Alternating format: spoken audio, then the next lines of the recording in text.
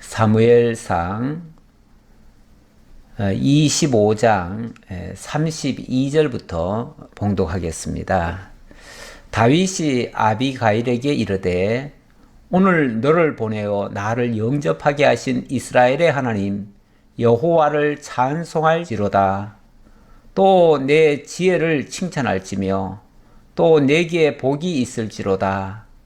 오늘 내가 피를 흘릴 것과 친히 보수하는 것을 네가 막았느니라. 나를 막아 너를 해하지 않게 하신 이스라엘의 하나님 여호와의 살아계심을 두고 맹세하노니 네가 급히 와서 나를 영접하지 아니하였다면 밝는 아침에는 과연 나발에게 한 남자도 남겨두지 아니하였으리라 하니라. 우선 34절까지 봉독해 드렸습니다. 32절에도 이스라엘의 하나님 여호와를 찬송할지로다 했고요. 33절에는 아비가일을 칭찬하는 장면이군요. 이렇게 찬송하는 장면, 칭찬하는 장면. 오늘은 일단 시작은 훈훈하게 시작이 되어지네요. 사실 지난주만 해도 굉장히 심각했죠. 다윗이 사무엘이 죽은 후에 바란 광야로 더 내려갔는데 거기서 갈멜 사람 나발이라고 하는 사람이 양털을 깎는 그런 시기가 돼가지고 평소에 나발을 다윗이 많이 도와줬기 때문에 어떤 어려울 때에 좀 부탁을 하면 좀 도와주지 않겠는가 하고서 사람을 보냈었는데 이런지아예 거절을 했지요. 거절 정도가 아니라 아예 모욕까지를 했지요. 그래서 너무 격분이 돼서 다윗은 가만 안 두겠다고 이 나발을 오늘 저에게 죽여버리겠다고 무려 400여 명을 이끌고 나발에게로 달려갑니다. 이 다급한 상황을 나발의 그 하인이 깨닫고 나발에게는 뭐 더 이상 대화가 안 되니까요. 나발은 포기하고 나발의 부인이었던 아비가일에게 달려갔습니다. 그리고 아비가일에게 이 사실을 고했습니다. 그랬더니 아비가일이 즉시 먹을 것과 예물을 준비해 가지고 다윗에게로 달려왔습니다. 그래 이제 길목에서 서로 만난 거죠. 만나서 이 아비가일이 나귀에서 내려가지고 급히 정말 무릎을 꿇고 절을 하면서 제가 한마디만 할 수 있도록 허락해 달라. 무슨 소리냐 그랬더니 좀 장황하게 이야기를 합니다. 한마디 한다고 그래놓고 엄청나게 길게 얘기를 했지요. 길게 얘기하는데 아마 쓸데없는 말 같으면은 다윗이 필요 없다. 더 듣지 않겠다 하고서 아마 거절했을 텐데 한마디 한마디가 너무나 정말 필요한 말이고 다윗이 보아서도 정말 감동적인 말이에요. 그 다윗의 입장 충분히 고려하고요. 그리고 다윗과 함께 하시는 하나님을 찬양하면서 그러면서 하나님께서 다윗을 이제 왕으로 세우실 건데 앞으로 다윗이 만약에 나발이라고 하는 하찮은 사람 괜히 그거 화난다고 그 나발을 죽이게 되면 다윗은 원하는 일은 아니었지만 결국 사람들에게 좋지 않은 인상을 주고 결국은 살인자의 그 꼬리표가 붙게 되지요. 네, 그렇게 되어지면 앞으로 왕이 되었을 때 또 왕 되는데도 사실은 그렇게 되면 백성들이 동의하기가 쉽지 않지요. 자기 말 안 듣는다고 백성을 무자비하게 죽이고 심지어 또 탈취까지 한다고 하면 그건 뭐 날강도 같은 행위가 되는 거 아니겠어요? 아무리 그동안 다윗이 선행을 많이 했고 이스라엘 민족을 위해서 그렇게 싸워왔지만은 그러나 정상적인 절차를 밟지 아니하고 악인을 자기 마음대로 죽였다? 그거 동의하기 어렵습니다. 아무도 그것을 그대로 액면 그대로 받지 않습니다. 그러다 보면 다윗에게 대해서 오해가 생길 수 있고요. 그러면 다윗의 쉽게 말하면 적들이 많이 생겨요. 적들이 생기면은 그 다음부터 다윗이 설령 왕이 된다 할지라도 왕 되기도 어려울 수 있어요. 그리고 왕이 된다고 하더라도 백성들이 쉽게 따르질 못하지요. 이 왕의 자리라고 하는 것은요, 모든 백성들의 마음을 다 받아야 돼요. 모든 백성들이 정말 순종하는 마음으로 따라줘야 왕위를 제대로 유지할 수가 있습니다. 그런데 백성들이 동의하지 않는 일을 하다가는 큰일 나죠. 어쨌든 그런 이야기들을 쭉 하니까 이 다윗이 아비가일의 말 속에서 하나도 틀린 말이 없어요. 너무나 합당한 말이고 또 정당해요. 그래서 자기가 그 죽이러 가는 일을 포기를 했습니다. 포기를 하고 그리고 하나님 앞에 마음을 돌이키고 하나님 앞에 막 그 나발을 치러 갈 때는 마치 서원하듯이 얘기를 하고 갔잖아요. 그런데 그것도 다 취소했겠죠. 취소하고 오히려 뭐라고 이야기를 하냐면 오늘 32절에 보니까 다윗이 아비가일에게 이르되 오늘 너를 보내어 나를 영접하게 하신 이스라엘의 하나님 여호와를 찬송할지로다. 지금 너를 보내서 나의 이 분노를 잠재우고 나로 하여금 그렇게 복수하지 않도록 하신 그 하나님 너무 감사하다. 다윗도 정신 차리고 보니까요, 너무 흥분해가지고 그만 이성을 잃은 행동을 잠시 했었는데 그 말을 조곤조곤 잘 듣고 보니까 너무나 맞는 말이에요. 하나도 틀린 말이 없어요. 그래서 자기 생각을 바꾸면서 하나님께서 이 여자를 보내가지고 나로 하여금 내 뜻을 철회하고 하나님의 뜻에 순복하게 만드셨구나. 그래서 그렇게 하신 하나님께 너무 감사하다 그 말이에요. 그래서 먼저 하나님 앞에 찬송을 드리고 그 다음에는 또 이 아비가일도 어쨌든 굉장히 귀한 일을 한 거 아니겠어요? 그러니 그 아비가일을 또 칭찬할 수밖에 없지요. 그래서 33절 또 내 지혜를 칭찬할지며 또 너에게 복이 있을지로다. 오늘 내가 피를 흘릴 것과 친히 보수하는 것을 네가 막았느니라. 그렇죠. 아주 결정적인, 자칫하면 아주 엄청난 화가 될 만한 일을 자기가 저지를 뻔했는데 그걸 막아줬어요. 그러니까 아비가일이 그 지혜로운 말을 함으로써 내가 그런 실수를 안 할 수 있게 되었다. 어쨌든 내 손에 쓸데없이 피를 묻히는 일, 자기 동족을 해하는 일, 그게 뭐 아무리 정당하고 뭐 아무리 뭐 하다 할지라도 그거 설명이 안 됩니다. 설명이 안 되고 백성들 설득 못 시킵니다. 그래가지고는. 그런데 어쨌든 이런 크게 잘못될 일을 막아줬으니 정말 네가 나에게는 은인이다 그 말이죠. 너에게 복이 있을 것이다. 이 말은 너가 내게는 엄청난 은인이 됐다. 그래서 너가 정말 지혜로운 자고 그래서 내 지혜를 칭찬하며 내게 복이 있을 것이다 라고 축복을 해주는 말이지요. 그렇죠. 남에게 정말 합당한 말을 해주고 그의 생각을 바꾸고 행동을 고칠 수 있게 하는 정도의 그런 능력자라면요, 그 사람 정말 복 있는 사람입니다. 복 있는 사람이에요. 엄청난 일을 한 거예요, 아비가일이. 그건 뭐 한 사람 뭐 생각 하나 바꾼 거 아니냐 그 정도인데 사람 하나 생각 바꾸기가 쉬운 게 아니에요. 더군다나 막 분노해가지고 무려 400명이나 이끌고 사람을 죽이러 가던 그 찰나에 그것을 바꿀 수 있다는 것은 대단한 일이에요. 물론 이면에서 하나님이 역사하신 거지만은 이 아비가일의 그 적절한 그런 일도 정말 칭찬받아 마땅한 일이고 이거는 정말 복스러운 일이 됐다 그 말이에요.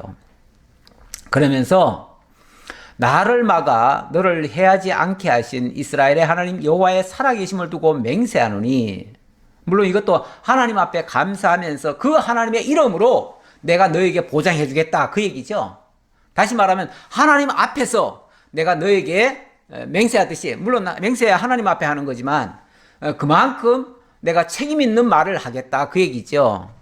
그러면서 네가 급히 와서 나를 영접하지 아니하였다면 밝는 아침에는 과연 나발에게 한 남자도 남겨두지 아니하였으리라 하니라.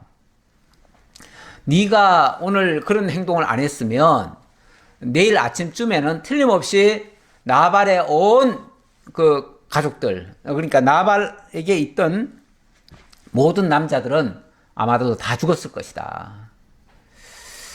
그 얘기죠. 그러면서 다윗이 그가 가져온 것을 그의 손에서 받고 그에게 이르되 내 집으로 평안히 올라가라. 내가 너의 말을 듣고 너의 청을 허락하노라. 다 네 말대로 하겠다 그 말이죠. 다 네 말대로 하겠다.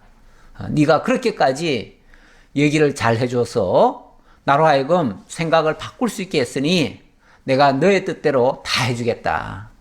그러니 안심하고 집으로 돌아가라. 그 얘기죠. 아비가일이 나발에게로 돌아오니 그가 왕의 잔치와 같은 잔치를 그의 집에 배설하고 크게 취하여 마음에 기뻐하므로 아비가일이 박는 앞침까지는 아무 말도 하지 않다가 아침에 나발이 포도주에서 깬 후에 그의 아내가 그에게 이 일을 말하며 그가 낙담하여 몸이 돌과 같이 되었더니, 네, 우선 37절까지요. 아비가일이 이제 그 말을 듣고 안심하면서 집으로 돌아갔습니다. 그래서 집에 돌아가 봤더니 아마도 자기가 있던 곳이 있고요. 또 이 나발이 지금 있던 곳이 있지요. 나발은 지금 양털을 깎기 위해서 갈멜로 가 있어요. 그런데 아마 아비가일의 집은 조금 떨어져 있을 거예요. 그러니까 그 양의 쉽게 말하면 목장 같은 데와 그 집은 조금 차이가 나서 처음에는 몰랐지요. 아비가일이 집에 있었으니까. 근데 지금은 그 목장으로 가본 거죠. 가봤더니 기가 막힌 거예요. 기가 막힌 광경을 보게 됩니다. 무슨 장면이냐면 이 나발이 왕의 잔치와 같은 잔치를 벌여놓고 크게 취하여 마음에 기뻐함으로, 한마디로 왕의 그 대연처럼 그 큰 잔치를 벌여놓은 거예요. 벌여놓고 뭐 술을 잔뜩 먹고 흥에 겨워서 희희낙낙하고 있는 거예요. 뭐 왜 술 많이 취한 사람들 보면은 막 쓸데없는 소리도 하고 뭐 허풍 떨듯이 막 큰 소리 치고 뭐 별소리 다 하지요. 나름대로는 기뻐서 하는 소리들이겠죠. 예. 근데 지금 제정신이 아니에요. 원래 술 취하고 나면요, 술이 그 사람을, 처음에는 뭐 사람이 술을 먹는다고 하는데요, 나중에는 술이 술을 먹고요, 나중에는 술이 사람을 먹습니다. 그 정도로, 그러니까 완전히 술에 포로가 돼가지고 술이 시키는 대로 하는 거죠. 뭐 술이 어떻게 시킵니까? 완전히 이성을 마비시켜가지고 본성대로, 본능대로 행하게 만들지요. 그러면은 온갖 추태가 다 나오지요. 그래서 술 먹은 사람들 술에 취해가지고 자기 이성을 잃어버리고 그때부터는 필름은 끊기고 본성이 이끄는 대로 행하지요. 그러니 온갖 못된 짓을 다 하게 되지요. 뭐 자연스럽게 그렇게 될 수밖에 없어요. 자, 이런 사람에게 무슨 말을 할 수 있겠습니까? 아비가일이 상당히 지혜로운 여자였는데 그렇게 술 취한 사람에게 만약에 지혜롭지 못하다면은 이게 무슨 짓이냐고 막 소리 지르고 뭐 싸우자고 덤비고 지금 당신이 지금 어떤 상황인지 아니냐고, 지금 다윗이 당신 죽이러 왔는데 내가 맞고 왔다고 그러면서 아마 뭐 별의별 짜증 섞인 소리로 잔소리 했겠지요. 사실 술 취한 사람에게 그 아내들이 사실은 뭘 합니까? 뭐 바가지 긁는다고 하나요? 그런 걸 하지요. 그런 걸 하는데 사실 술 취했을 때 그렇게 하는 거는요, 아무 유익이 없습니다. 오히려 그 술 취한 사람 잘못 건드려 놓으면요, 화를 당해요. 폭행 당할 수도 있고요. 자칫하면 맞아 죽을 수도 있어요. 왜냐하면 이성이 마비가 됐기 때문에 그런 사람에게 말을 해서 뭐 하겠어요. 그러니까 말을 안 하지요. 안 하고 그 다음날 아침에 이제 술이 깼을 거 아니에요. 깬 다음에 그에게 가서 조곤조곤 말하는 거예요. 뭐 화를 낼 것도 없어요. 조곤조곤 얘기를 하는 거죠. 어제 무슨 일이 있었는지 아십니까? 당신이 다윗에게 이렇게 말했는데 다윗이 너무 화가 나가지고 그래서 당신을 죽이러 왔었습니다. 그래서 당신을 다 죽이려고 하는데 제가 이렇게 해서 그걸 막았습니다. 그 얘기를 하니까 이 나발이 새파랗게 질리죠. 그리고 나서는 낙담을 한다고 했다고 그랬습니다. 낙담을 했다. 마음이 툭 떨어져 버린 거예요. 다시 말하면은 정말 이제 죽겠구나라는 이런 생각이 드는 거죠.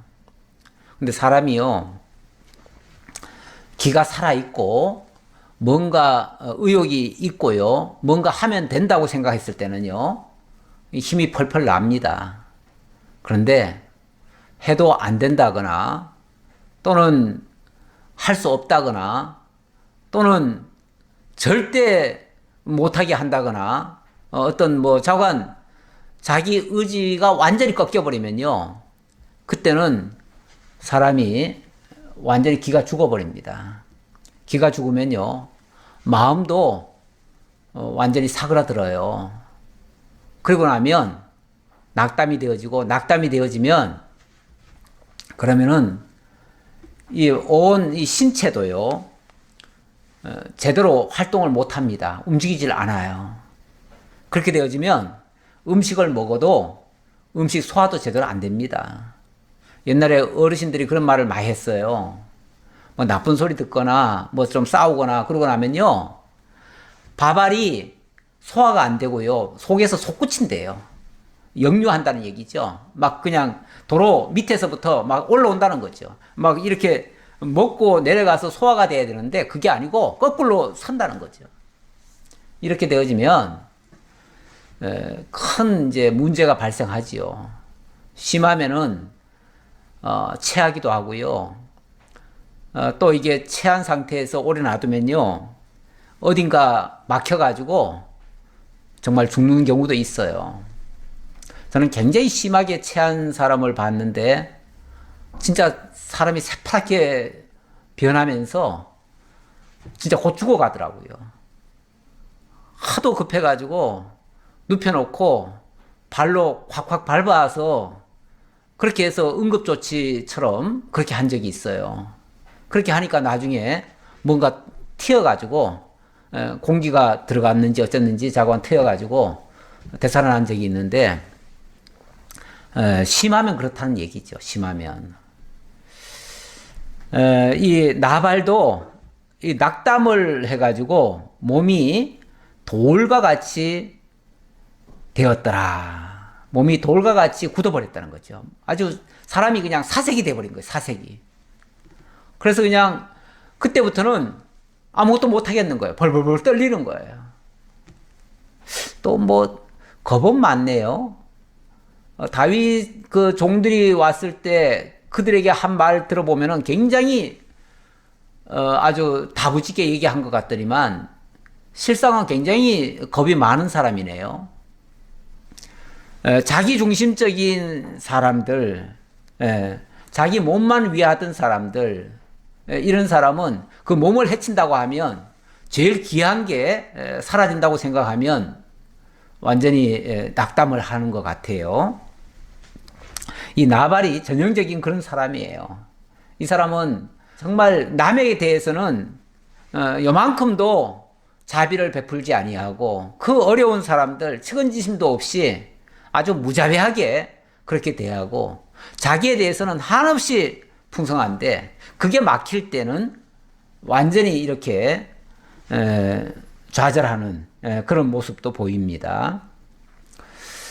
자, 그리고 나서 한 열흘 후에 여호와께서 나발을 치심에 그가 죽으니라.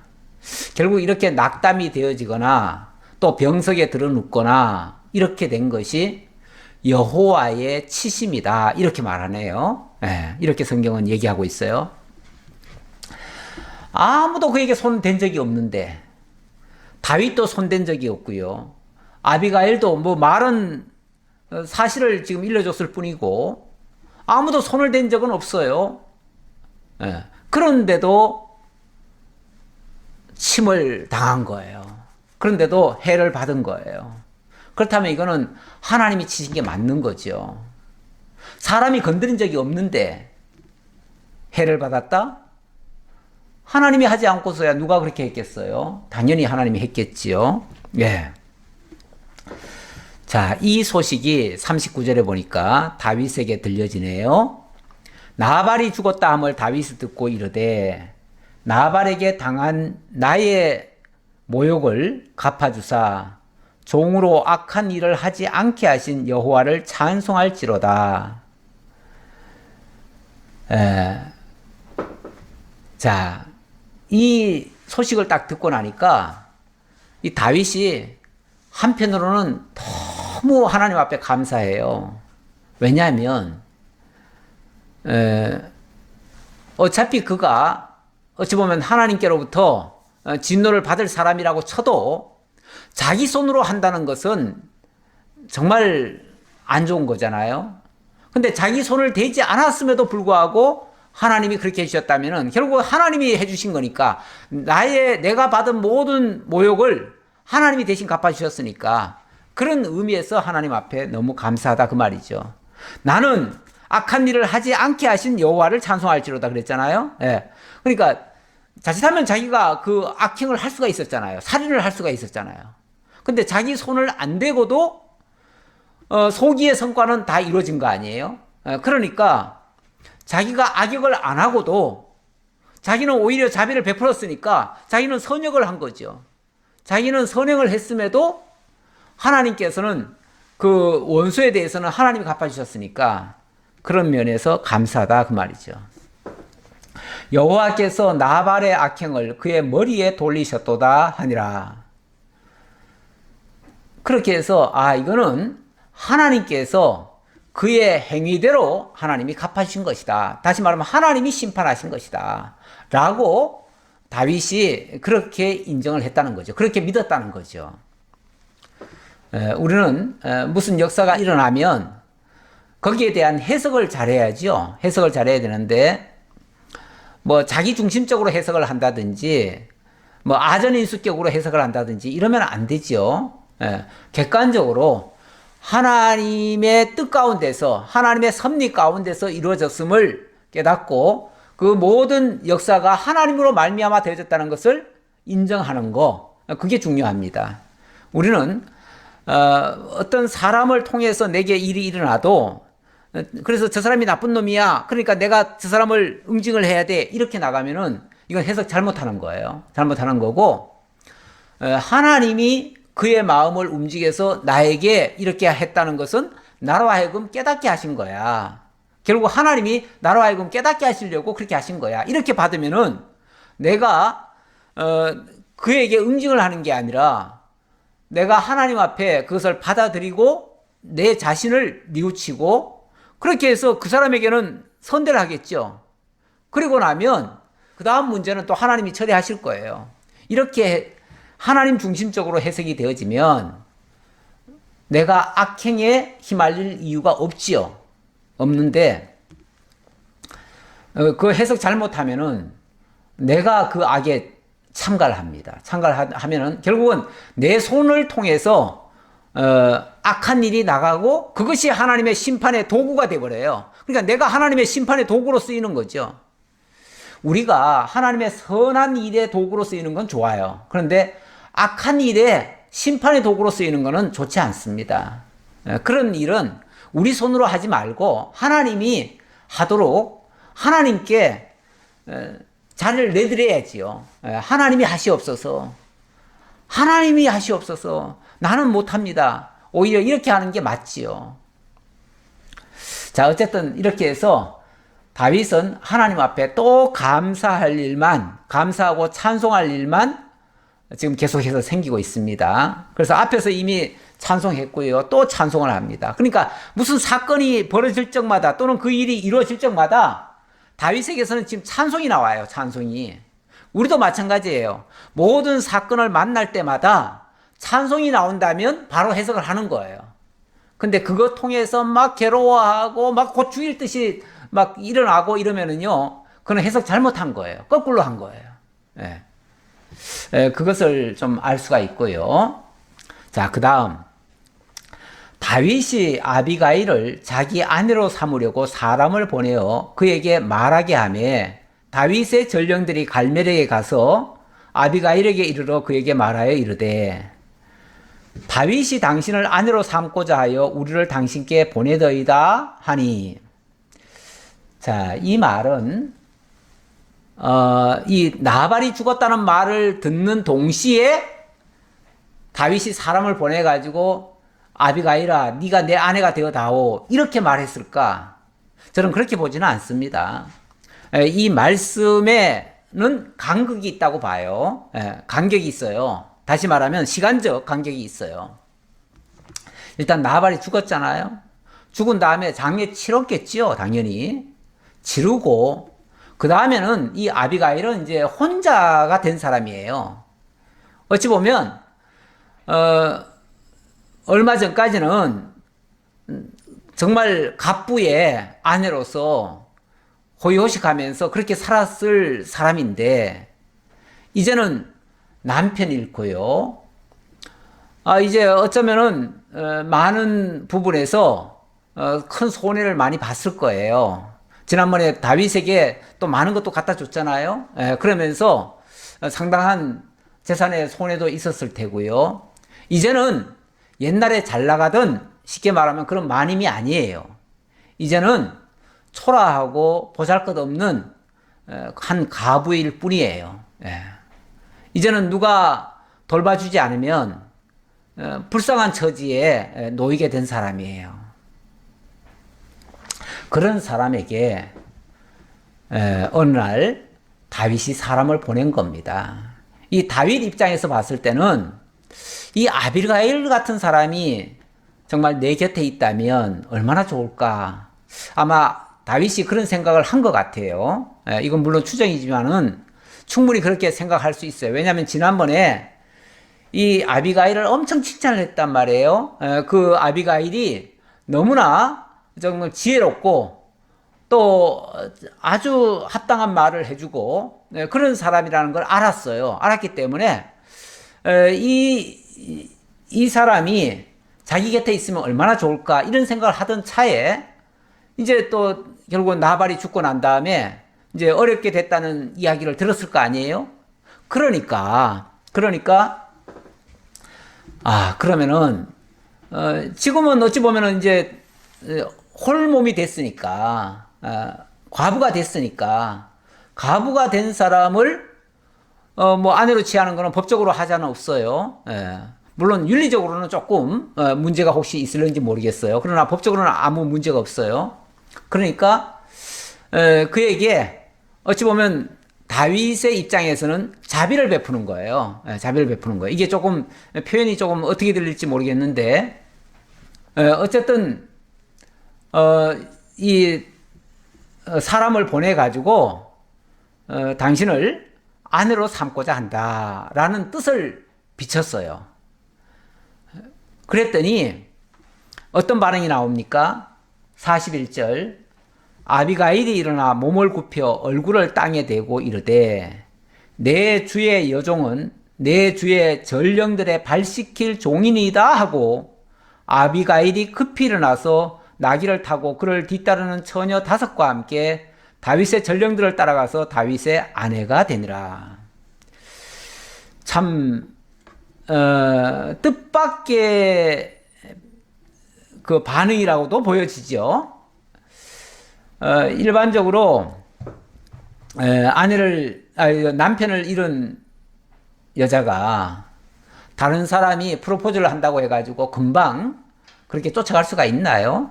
만약에 그렇게 했다면은 도덕적으로 아마 비난거리가 될 수도 있을지 모르겠어요. 그런데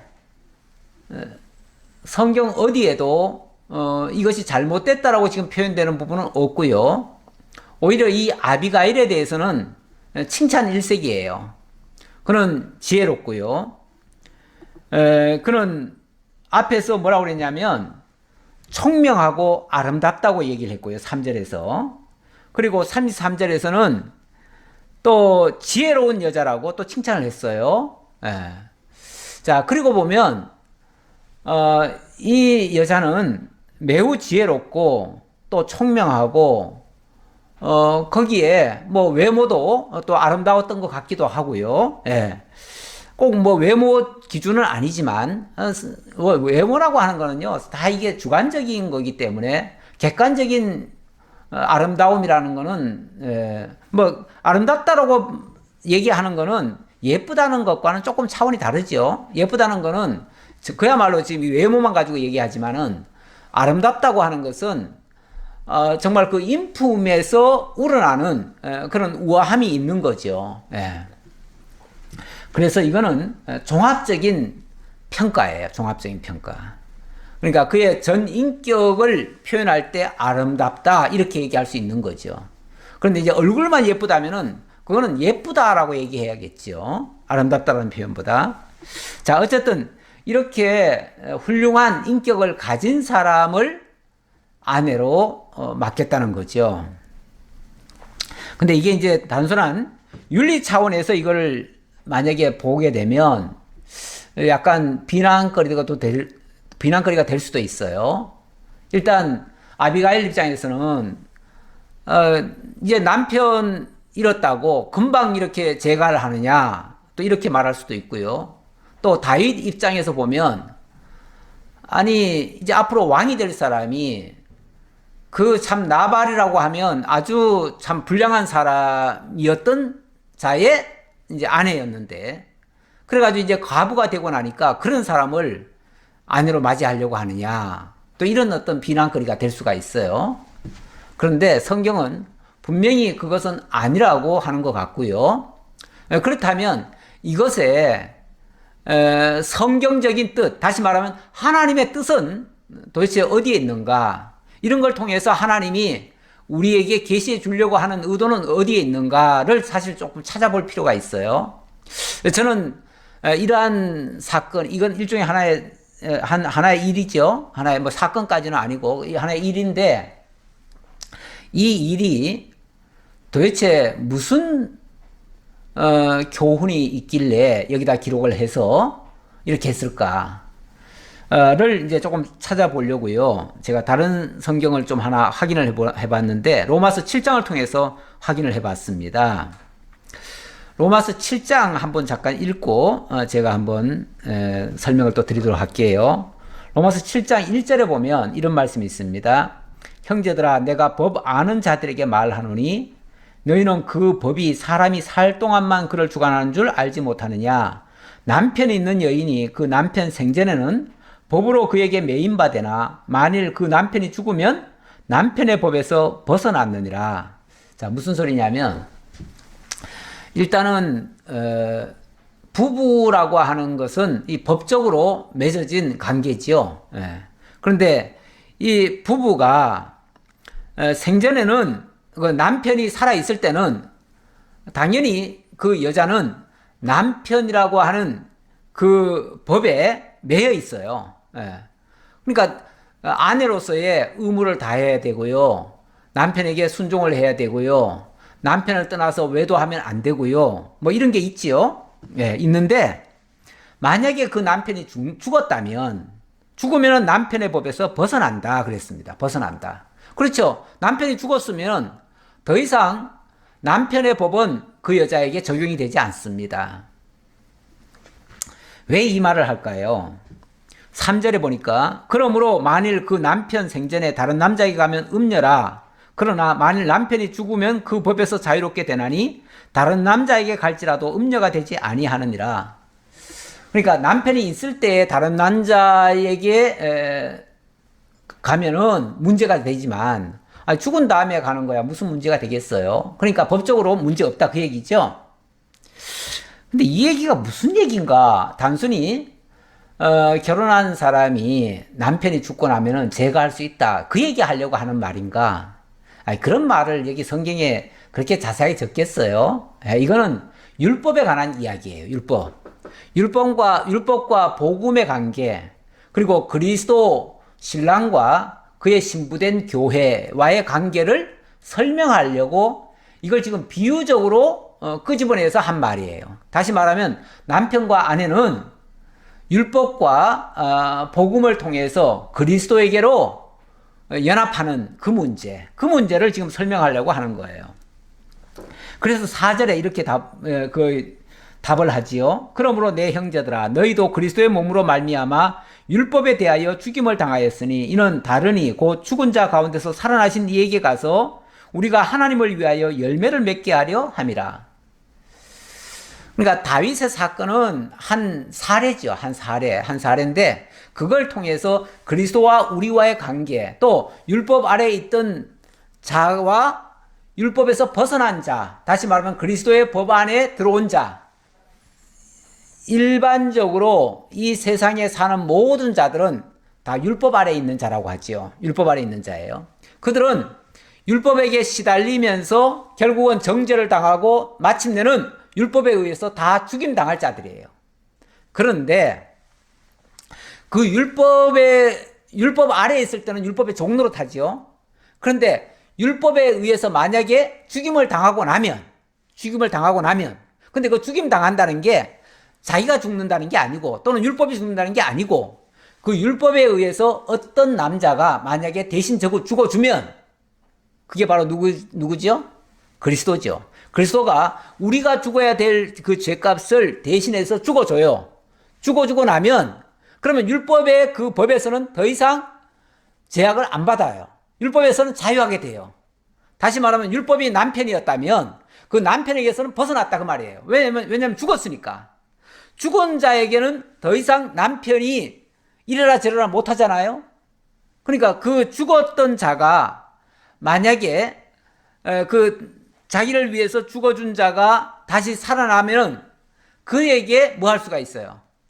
그에게 새 남편으로 맞이할 수 있다. 새 남편으로 맞이해서 그와 함께 새로운 출발을 할 수 있다. 이게 이제 새 남편이죠. 그러니까 어찌 보면 율법을 옛 남편인데 아주 괴롭히고 결국은 자기를 죽게 만드는 남편. 이렇게 지금 비유로 한 거예요.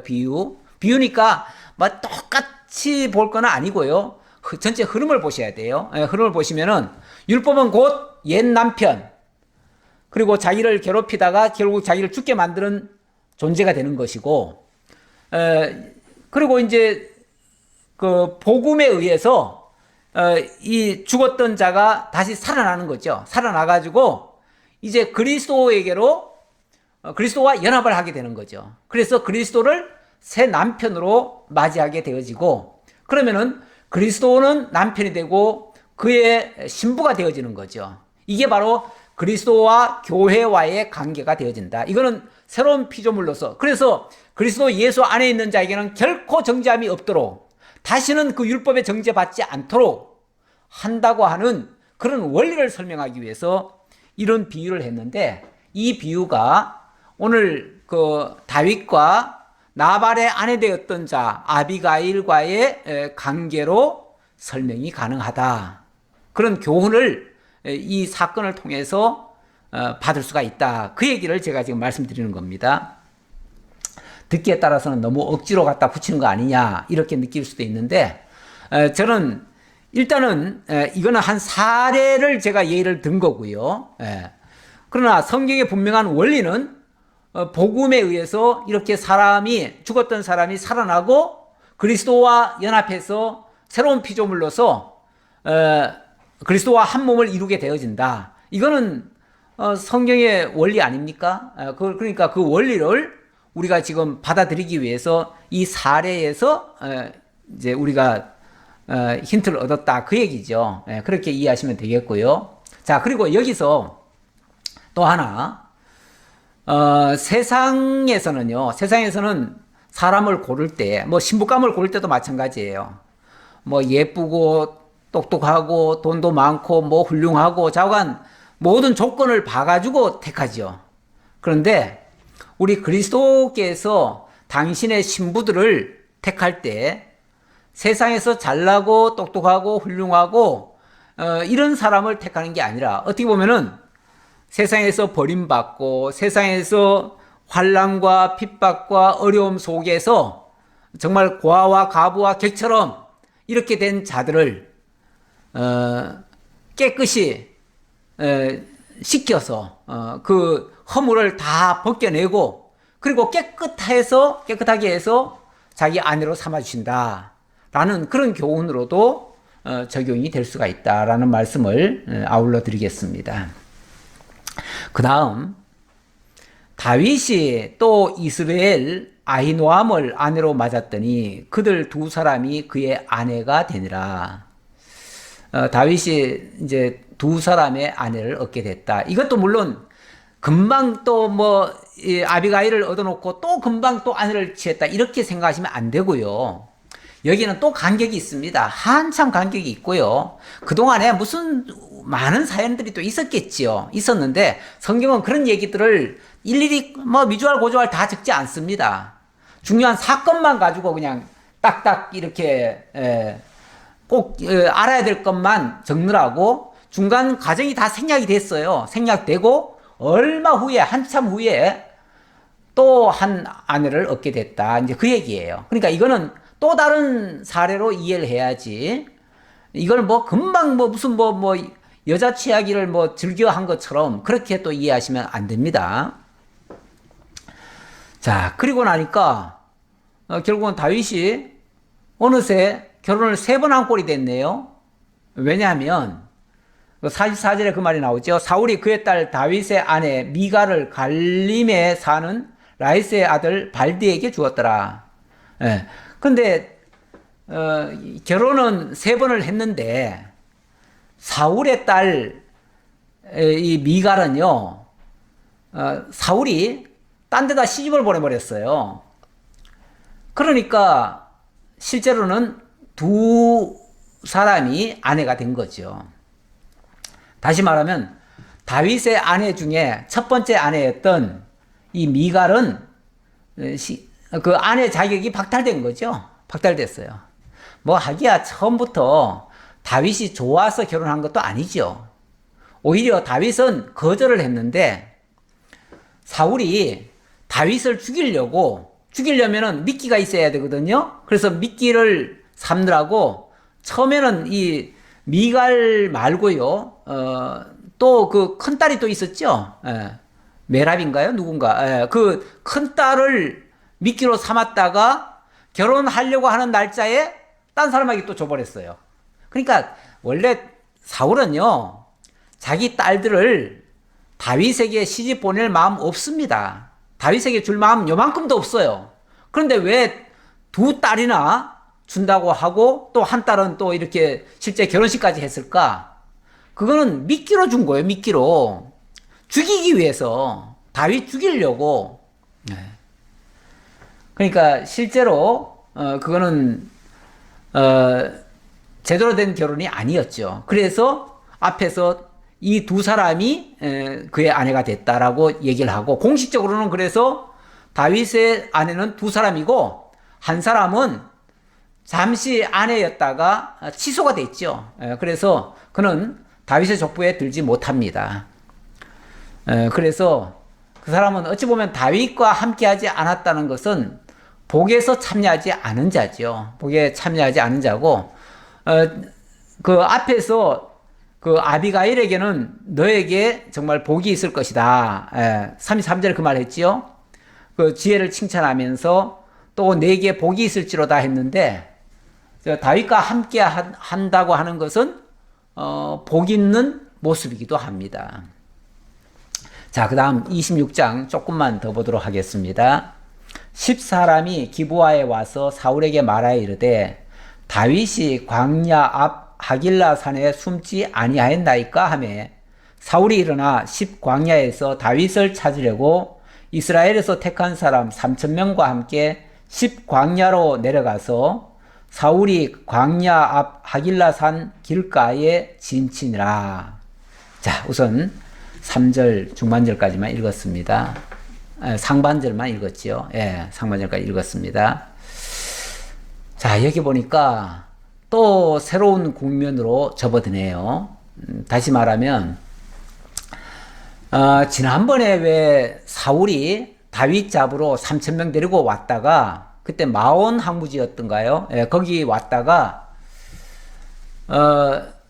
그때 너무 갑자기 배가 아파가지고 화장실 가느라고 굴 속에 들어갔었죠. 그랬다가 그 굴 안에 깊숙이 있던 다윗에게 옷자락이 베인 적이 있어요. 예, 그리고 나서 다윗이 큰 소리로 왕이시여 왜 이 벼룩 같은 저를 쫓으십니까? 예, 죽은 개 같은 나를 쫓으십니까? 하면서 그런 말을 했었지요. 그랬더니 그때 사울이 뉘우치고 정말 내가 잘못했다.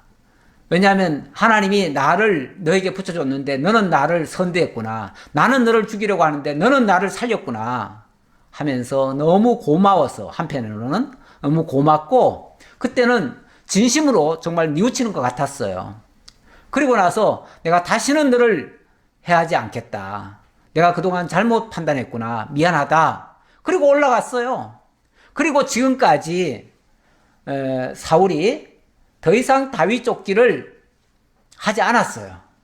그런데 다윗을 쫓지는 않았는데 사무엘이 죽은 다음에 다윗이 사울 곁으로 가는 것이 두려워가지고 그래서 사울에게로 올라가지 아니하고 오히려 더 아래 바람 광야까지 내려왔지요. 예. 그래가지고 여전히 피난 생활을 하고 있는 중이에요. 피난 생활을 하면서 나름대로는 이제 안정을 좀 찾았어요. 왜냐하면은 이제 결혼까지 했잖아요. 이 결혼을 한다는 거는요, 굉장히 안정됐다 그런 뜻이에요. 원래 막 어렵고 막 곧 죽을지도 모른다. 전쟁터에 나간다 그러면은 어떻게 결혼하겠어요? 결혼 못 하지요. 이 결혼을 한다고 하는 거는 이제 안정적인 자리를 마련하고 거기서 이제부터는 뿌리를 내리고 살겠다라고 하는 그런 어떤 각오와도 같은 거예요. 그런데 벌써 두 사람이나 아내를 얻어가지고 결혼까지 했잖아요. 그러면 이제 거기서 완전히 살림을 차리고 이제 자식도 낳고 그렇게 살 거 아니에요. 그러면 이제 더 이상 이제 도망가는 일을 이제 안 하려고 생각한 거예요. 그러니까 한동안 사울의 이제 추격이 안 오니까 이제 다시는 안 오겠지. 왜 지난번에 그렇게 자기가 죽일 걸 안 죽였으니까 내가 그때 선대를 했더니 사울도 이제 회개하고 뉘우치고 다시는 날 안 쫓겠거니 이렇게 생각한 거예요. 그런데 웬걸요? 이 10광야에 살던 그 10사람들이 사울에게 가가지고 왕이시여, 왕이 찾던 사람이 지금 다윗이 지금 우리 동네에 있습니다. 우리 동네 저기 저 10이라고 하는 거기에 광야에 지금 숨어 있습니다. 그 하길라 산이라고 있는 게, 그 10광야 앞에 하길라 산이 있는데 그 하길라 산에 지금 숨어 있습니다. 그 말을 듣는 순간 이 사울이 다시금 속에서 뭐가 올라와요. 뭐가 올라옵니까? 또 강팍함이 올라와요. 그래가지고 그래? 그러면 잡으러 가야지. 그러면서 다시 강팍한 생각, 다시 악한 생각이 들어요. 그래가지고 다윗을 다시 잡겠다고 3,000명을 이끌고 손수 또 내려오게 된 겁니다. 왜 이런 일이 또 발생할까? 참 안타깝지요. 근데 우리 하나님이 그 로마서 9장에 보면요. 그런 말이 있어요. 하나님이 바로를 강팍하게, 또 요즘 성경에는 완악하게 이렇게 얘기를 해요. 완악하게 만드셨다. 왜 만드시냐면은 하나님이 천하에 하나님의 영광을 선포하고 당신이 영광 받기 위해서 그렇게 한다 그래요. 그러니까 악한 자를 완악하게 만들어 가지고 당신이 영광을 받으시겠다는 거예요. 아무래도 악한 자가 하나님을 대적하면 물론 뭐 거기에 속해 있는 하나님의 백성들은 공고함을 당하겠죠. 당하지만 거기서 하나님의 능력이 나타날 수가 있죠. 그렇게 되면 하나님의 영광이 크게 돋보이게 되어지고, 그렇게 했을 때 온 천하의 만민들이 하나님 앞에 경배를 하게 되어져요. 우리 하나님이 다윗을 더 크게 쓰시려고, 그러니까 어느 한 지역에 가가지고 조그만 부족장이 되는 게 아니라 이스라엘의 왕이 되게 하시려고. 그러려면은 하나님의 큰 영광이 나타나야 되거든요. 그 영광이 나타나게 하려고, 그러려면은 다윗을 자극하는 사람, 사울을 완악하게 만드는 그런 일이 발생해야지요. 그래서 사울을 완악하게 만드신 것 같습니다. 뭐 하나님 영광 거두시려고 그러시는 거예요. 그런데 다윗도 그냥 안심하고만 사는 게 아니고요. 항상 어찌 보면 정탐꾼을 통해서 사울의 그 모든 것들을 아마 정보를 듣고 있었던 것 같아요. 그러니까 사울이 온다 하는 소식을 누군가는 또 전해준 거예요. 다윗의 사람들도 조금은 있지요. 뭐 요나단도 있을 수가 있고요. 그 중에 한 사람 있을 수도 있고. 그래서 다윗도 이 사실을 알게 됩니다. 그래서 다윗이 광야에 있더니 사울이 자기를 따라 광야로 들어옴을 알고, 미리 알았죠? 알았어요. 알고는 거기에 만반의 대비를 하는 겁니다. 이에 다윗이 정탐꾼을 보내어 사울이 과연 이른 줄 알고, 다윗이 일어나 사울이 진친 곳에서 이르러 사울과 넬의 아들 군사령관 아브넬이 머무는 곳을 본즉 사울이 진영 가운데에 누웠고 백성은 그를 둘러 진쳤더라. 쉽게 말하면 다윗이 사울의 동정을 다 살피고 있는 거예요. 살피고 정탐꾼을 보내가지고 아예 사울이 지금 어떻게 행동하고 어디에 지금 속해 있고 그 주위에는 어떤 사람들이 있는지 다 아예 도면까지 다 그려오도록 한 것 같아요. 그러니까 마치 자기가 보듯이 다 보고 있는 거죠. 그러니까 만반의 준비를 다 갖추는 거죠. 우리 하나님께서 흔히 이제 사도 바울도 그 얘기를 여러 번 했는데, 하나님이 어려움을 주실 때는요 피할 길을 내시면서 주신다고 했죠.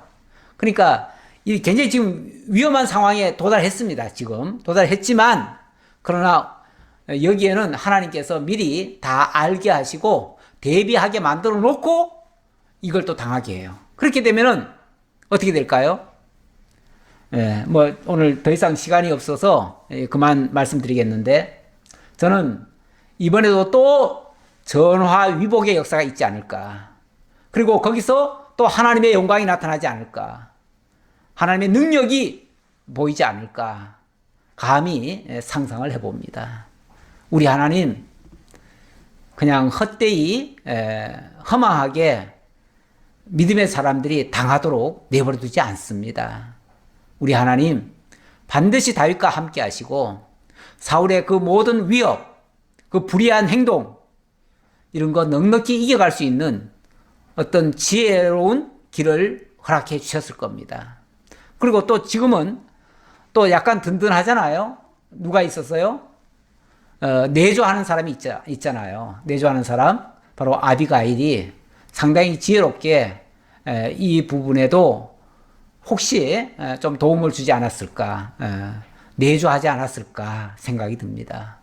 이런 측면에서 앞으로 다윗의 길은 하나님께서 책임져 주시고 안전하게 인도해 주실 것이다 라는 걸 믿고 또 다음을 기대하도록 하겠습니다. 기도하겠습니다. 아버지 하나님 감사합니다. 우리 하나님 살아계시고 아무리 어려운 일이라도, 아무리 환난과 걱정과 근심거리라 할지라도 넉넉히 이겨낼 수 있는 길을 주시고, 또 하나님이 또 방패가 되어주시고 반석이 되어주시고 또 힘이 되어주신다는 것을 깨달았습니다. 그래서 다윗은 이런 일을 당할 때마다 오히려 하나님을 찬송했습니다. 그 찬송의 노래가 시편에 가득 담겨져 있습니다. 시편을 통해서 다윗이 하나님을 깨닫고 찬양한 것처럼 우리의 삶 속에서도 어려울 적마다 오히려 하나님의 영광을 발견하고 하나님의 능력의 영광을 찬양하는 저희 모두가 될지언정, 어려운 일 만났다고 콧바뜨리고 낙심하고 나발처럼 정말 굳어지는 그런 어리석음은 바라지 않도록 주님 인도해 주옵소서. 늘 함께해 주옵심을 감사드렸고 예수님 이름으로 기도하옵나이다. 아멘.